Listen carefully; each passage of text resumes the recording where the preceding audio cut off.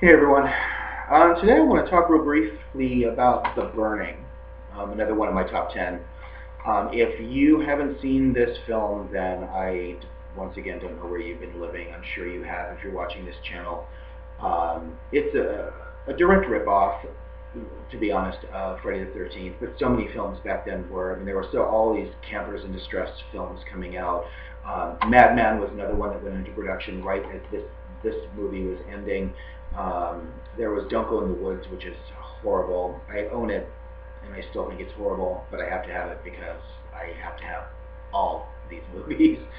Um, and just The Prey is another, any of these. Oh, and then the one with Daryl Hannah. Oh God, it escapes me, but it's actually not too bad. Um, Oh, it'll come to me. But anyway, thousands of movies up here, thousands, and sometimes I short circuit my memory.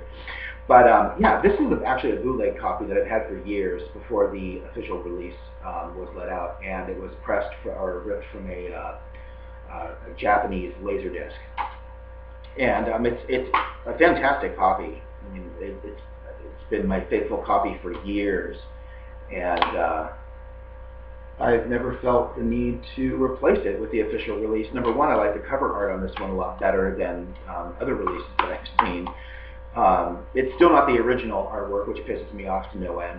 And I know I've rambled about it on my other videos and stuff, but I can't stand it when companies release these classic horror films and they don't include the original poster art. Happy Birthday to Me is once again my most upsetting example of that. Happy Birthday to Me had, and you can see the posters I've got.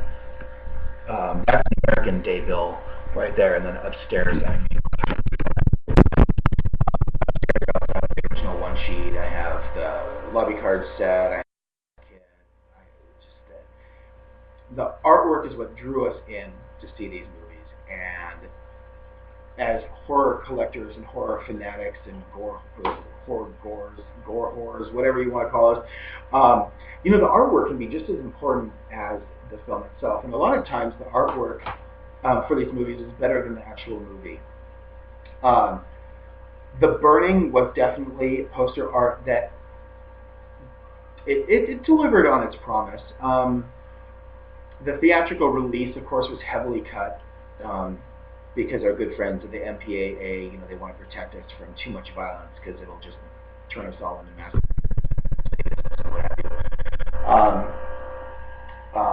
But now, the full unedited version has been released, and it restores a lot of the missing gore and just makes it a lot better to watch, a lot more entertaining. But basically, it's your basic campers in peril story. It's based on the Cropsey legend, which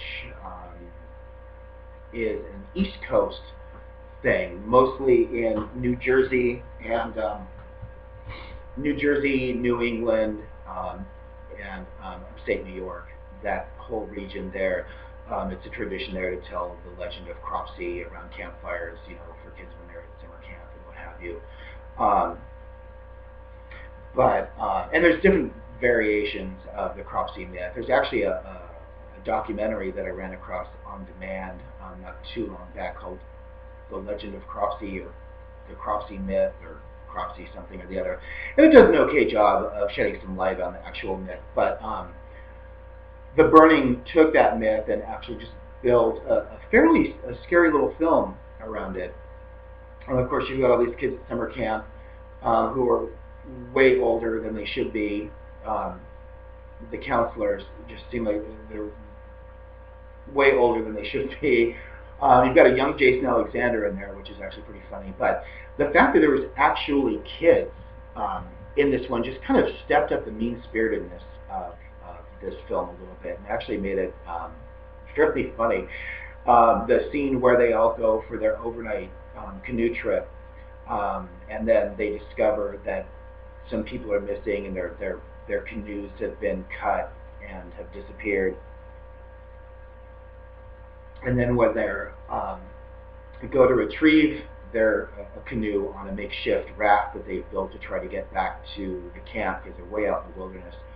Um, of course, is the opens the famous raft scene, which is one of the gems that was restored to its full glory in the unedited version.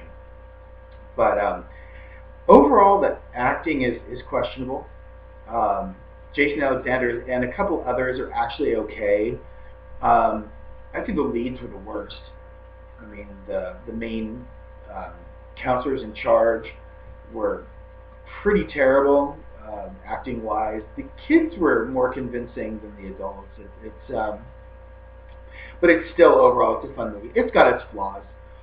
Um, Definitely, there's some really hokey scenes, of like the scene around the campfire is really hokey when they play the prank. And I mean, it's like you see the big. It's like how can you not see this big?